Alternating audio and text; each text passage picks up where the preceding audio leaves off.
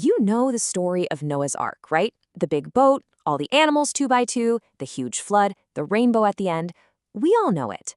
But what if I told you that hidden inside that familiar story is this profound argument about the very nature of God and our place in the world? So let's peel back the layers and uncover the meaning you might have missed. First thing you gotta ask is a pretty simple question. When you look at the book of Genesis, the author spends chapter after chapter on this one event, way more space than they give to the creation of the entire universe. So why?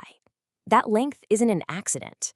It's like a giant flashing sign from the author telling us, pay attention, this is a really big deal. Right, so the size of the story points to the size of the idea. The author wasn't just trying to write down an old story they'd heard, they were trying to make a huge theological point. For the biblical author, the flood was the ultimate case study. It was the story that perfectly wrapped up the entire worldview they had been building from the very first verse of Genesis. It's the moment where the relationship between God, people, and the world is put on full display. Okay, so what is that core message? Well, it's this pattern, this cycle that you see playing out over and over again in the early part of Genesis, from the Garden of Eden all the way up to Noah. It breaks down into this four-part cycle.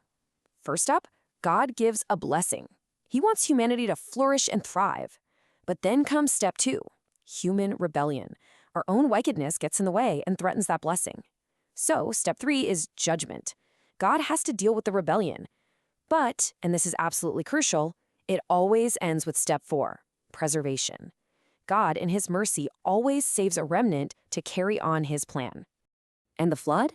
It's this cycle blown up to a cosmic scale. The chaos waters are described almost like an uncreation, taking the world back to how it was before creation began. But then, through Noah and his family on the ark, God brings about a merciful recreation. So what you get is this incredible picture of not just judgment, but also profound hope. Now here's where it gets really, really interesting. The ancient Israelites weren't the only people in their world with a story about a massive flood. Their neighbors in Mesopotamia had their own versions. And when you see how they're different, that's when the real meaning of the Genesis story just pops. Okay, but before we compare them, we have to get on the same page about the word myth. Because for us, myth usually means, a fairy tale, something that isn't true. But that's not what it meant back then, not at all. A myth was a culture's foundational story. It was the narrative that explained their whole reality, who they were, what their gods were like, and how their world worked. All right, so you've got these two big ones from Mesopotamia, the Epic of Gilgamesh and the Atrahasis Epic. And yeah, on the surface, they sound kind of similar to the story of Noah. There's a giant flood, a hero builds a boat, animals get saved. But why the flood happens? Oh, it's a completely different story. And this, right here, is the absolute heart of the matter. In Genesis, the flood is a moral response to humanity's evil and violence. It's about justice. In the Mesopotamian myths, the gods decide to wipe out humanity because, well, people were being too loud and waking the gods up from their nap. Seriously, they were just annoyed. It's not about morality. It's about the gods' own petty frustrations.